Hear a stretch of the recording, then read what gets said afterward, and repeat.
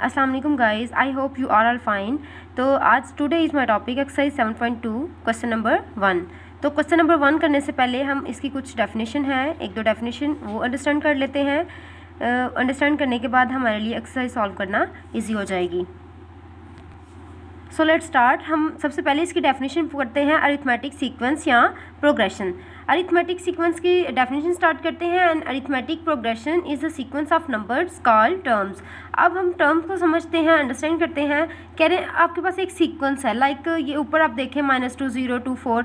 आप किसी तरह का भी कोई सीक्वेंस ले लें, लाइक अगर हम ले लें 2 6 11 17 सो ऑन चलता जा रहा है। ये हमने एक सीक्वेंस ले लिया है, ठीक है। हमें नहीं पता इसमें क्या चीज़ प्लस हो रही है माइनस हो रही है, लेकिन हमने एज अ सीक्वेंस इसको ले लिया है। हम किसी तरह से इसको सीक्वेंस के तौर पे कन्वर्ट कर लेंगे। लेकिन अगर हमने ये एक सीक्वेंस लिया है तो इसमें टर्म्स कहाँ आ रही हैं?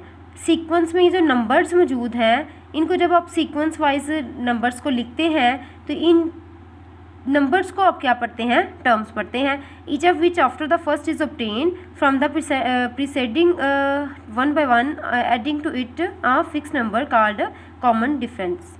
अब कॉमन डिफरेंस की बात आती है। कॉमन डिफरेंस को हम डिनोट करते हैं स्मॉल डी से, ठीक है। अरिथमेटिक सीक्वेंस में हम कॉमन डिफरेंस को स्मॉल डी से डिनोट करवाते हैं। तो इसमें अगर आपके पास एक सीक्वेंस आ जाए, लाइक ये हमारे पास सीक्वेंस है, इसमें जो 2 है वो आपके पास क्या है, इसको आप फर्स्ट टर्म ए का नाम देंगे। तो let a be the first term and d be the common difference in arithmetic progression. तो डी आपके पास क्या है? कॉमन डिफरेंस है अरिथमेटिक प्रोग्रेशन में। नेक्स्ट आप देखें, अगर आपके पास फर्स्ट टर्म ए है तो आप सेकंड टर्म कैसे फाइंड करेंगे? जब ए में डी को प्लस करेंगे तो आपके पास सेकंड टर्म आ जाएगी। थर्ड टर्म के लिए आप ए में 2d, मतलब कि एक नंबर आपने पीछे कम रहना है, डी का लेस होगा ए से। मीन्स कि अगर थर्ड टर्म फाइंड करनी है तो डी के साथ 2 आएगा। अगर फोर्थ करनी है तो आपके पास ए प्लस 3d आएगा। अगर फिफ्थ टर्म फाइंड करनी है तो ए प्लस 4d आएगा। अप टू सो ऑन कहाँ तक हम जाएंगे? 10th टर्म अगर हम फाइंड करेंगे तो ए प्लस 9d आएगा।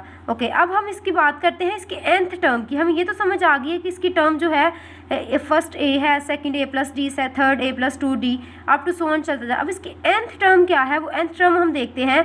इसकी nth टर्म ये है हमारे पास, nth टर्म है n-1।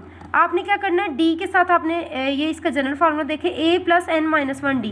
यहाँ हम n-1 की जगह पहले क्या लगा रहे थे? अगर सेकंड टर्म कह रहे थे तो जस्ट हमारे पास इसमें क्या आना था? 1d। अगर थर्ड टर्म कह रहे थे तो 2d आ जाता। ओके, अब हम इसकी nth टर्म की बात कर रहे हैं तो हम क्या करेंगे?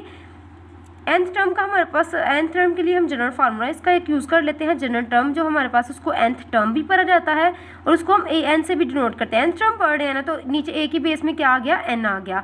a plus n-1 into D, ये आपके पास जनरल टर्म है। इस टर्म को लेके आपने अगली एक्सरसाइज जो है इसको सॉल्व कर लेना है।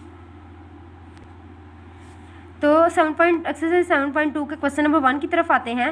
क्वेश्चन नंबर 1 में हम देख रहे हैं, find the specified term of the following arithmetic progression. ठीक है, आपके पास आपको टर्म्स दी हुई हैं। आपने अरिथमेटिक सीक्वेंस का फार्मूला वगैरह यूज़ करके, जनरल टर्म यूज़ करके इसको फाइंड आउट कर लेना है। तो अगर इसका फर्स्ट पार्ट हम देखें तो फर्स्ट पार्ट में हमारे पास जो क्वेश्चन है वो क्या है? 3, 7, 11 up to so on 61st term, मतलब आपके पास ये लास्ट टर्म में मौजूद है। तो अब इसका सोल्यूशन स्टार्ट कर लेता है। 3, 7, 11 अप टू सो ऑन चलता जा रहा है 61 टर्म तक। तो अब हमने पीछे अभी हमने जनरल फार्मूला उसका पढ़ा है, उसमें ए भी इंक्लूडेड था, डी भी था, एन भी था, ठीक है। तो अब हम ये देखते हैं कि ए हमारे पास क्या होता है। एज यू नो कि ए हमारे पास इसकी फर्स्ट टर्म होती है, तो ए आपके पास आ गया 3। डी हमारा होता है सेकंड में से फर्स्ट को, मतलब डिफरेंस का मतलब माइनस करना। आपने सेकंड टर्म को पहली में से माइनस कर दें। 7 - 3 करें तो 4 आपके पास डी आ गया। उसके बाद आपने देखा है कि लास्ट टर्म हमारे पास nth टर्म क्या है? यहाँ 61 है, तो n आपके पास क्या आ गया? 61 आ गया। और फाइंड आपने 61 टर्म फाइंड करनी है, तो a के नीचे बेस पे 61 लिख दिया। ये हमारे पास क्वेश्चन मार्क, हमने इसको फाइंड आउट करना है। ओके, तो इसका जनरल टर्म हमने लिख ली है, an is equal a plus n-1d। अब इसमें वैल्यूज़ को पुट आउट करते हैं। n की वैल्यू हमारे पास क्या है? 61 इज इक्वल a हमारे पास यहाँ क्या है? 3 प्लस n आपके पास क्या है? 61 - 1 और d क्या है आपके पास? 4। जब आपने 61 में से 1 को माइनस किया तो आपके पास क्या आ गया, 60 आ गया और 4 एज इट इज़। जब आपने 60 को 4 से मल्टीप्लाई करवाना है तो आपके पास क्या आ जाएगा, 240 आ जाएगा। 3 को जब 240 में प्लस करें तो 243 आ जाएगा। इतना सा हमारा सवाल था। ओके, इसके सेकंड पार्ट की तरफ आते हैं। सेकंड पार्ट में हमने सवाल को देखें, -4 -7 -10 कहाँ तक जा रहा है, A19 तक। इसमें आप देखें ए आपके पास -4 है फर्स्ट टर्म, डी सेकंड को फर्स्ट में से माइनस कर दे, -7 माइनस इंटू में -4। जब आपने इसको ब्रैकेट ओपन की, माइनस माइनस प्लस आ गया, माइनस प्लस माइनस, -7 में से 4 को निकालें तो 3 आ गया। बड़ी वैल्यू के साथ साइन कौन सा था, नेगेटिव था, तो आपके पास 3 के पास साथ नेगेटिव साइन आ गया। अब आपने इसकी A19 टर्म फाइंड करनी है और n आपके पास क्या है, 19। इसकी जनरल टर्म फाइंड आउट कर लेते हैं, इसमें वैल्यूज़ को पुट आउट करते हैं। तो a के नीचे बेस पे n है, n आपके पास क्या है, n आपके पास 19 है, a हमारे पास -4 है, प्लस n है हमारे पास 19 -1 और d आपके पास कितना है, -3। इसको ब्रैकेट में लिख लेते हैं क्योंकि d मल्टीप्लाई हो रहा है। तो हम इसको सॉल्व कर लेते हैं। जब आपने -4 एज इट इज़ लिखेंगे, 19 में से 1 माइनस किए तो आपके पास क्या आ जाएगा, 18 आ जाएगा और -3 एज इट इज़ रहेगा। -4 as it is plus minus minus 18 को जब 3 से मल्टीप्लाई करवाएंगे तो आपके पास क्या आ जाएगा, 54 आ जाएगा। माइनस माइनस प्लस, यहाँ भी माइनस है और यहाँ भी माइनस है, माइनस माइनस प्लस, 54 को जब 4 में प्लस करेंगे तो आपके पास क्या आ जाएगा, -58 आ जाएगा। ये इसका सेकंड पार्ट हमारा कंप्लीट हुआ है। अब हम इसके थर्ड पार्ट की तरफ आते हैं। थर्ड पार्ट में हमारे पास जो वैल्यू है वो 6, 4, 2 अप टू 45 तक है। तो इसमें हमारे पास a जो है वो 6 है, d सेकंड टर्म को फर्स्ट में से माइनस कर दे, 4 - 6 तो आपके पास आंसर क्या आ जाएगा, -2 आ जाएगा। उसके बाद a 45 आपने फाइंड करना है और n आपके पास 45 है। इसकी जनरल टर्म हमने लिख ली है। जनरल टर्म हमारे पास क्या है, an = a plus n-1 d। अब इसमें वैल्यूज़ को पुट करते हैं। वैल्यूज़ हमारे पास क्या है, n आपके पास है 45, a आपके पास है 6 प्लस n45 -1 और d आपके पास क्या है, -2। 6 एज इट इज़, 45 को जब 1 से माइनस करेंगे 1 में से तो 44 आ जाएगा, -2 as it is. 6 plus minus -44 को 2 से मल्टीप्लाई करवाएंगे तो 88 आ जाएगा। जब 6 में से 88 को माइनस किया जाएगा तो 82 आ जाएगा और बड़ी वैल्यू वाला साइन 87 माइनस आ जाएगा। ये A45 हमारे पास इसका आंसर आ गया। नेक्स्ट इसके फोर्थ पार्ट की तरफ आते हैं। फोर्थ पार्ट में हमारे पास क्वेश्चन क्या है, 9, 14, 19 अप टू A14 तक। तो इसमें आपके पास a जो है वो 9 है, d आप सेकंड टर्म को फर्स्ट में से माइनस कर दे तो 5 आ जाएगा।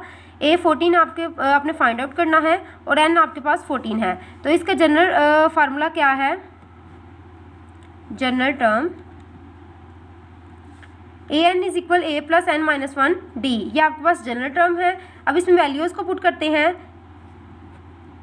n आपके पास कितना है, 14, a आपके पास 9 है प्लस n आपके पास 14 -1 और d आपके पास कितना है, 5।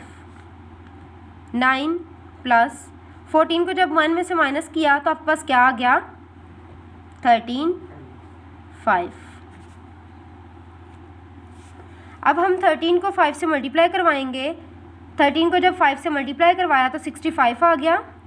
9 में जब 65 को प्लस किया जाएगा तो 74 आ जाएगा। ये हमारे पास 14 टर्म आ गई है। उसके बाद हम इसके पार्ट नंबर 5 की तरफ आते हैं। पार्ट नंबर 5 में हमारे पास सवाल क्या है, 16, 11, 6, 1 और अप टू A18 तक। तो इसमें हमारे पास a जो है वो 11 है, d आपके पास 6 में से 11 को माइनस कर दे तो -5 आ जाता है।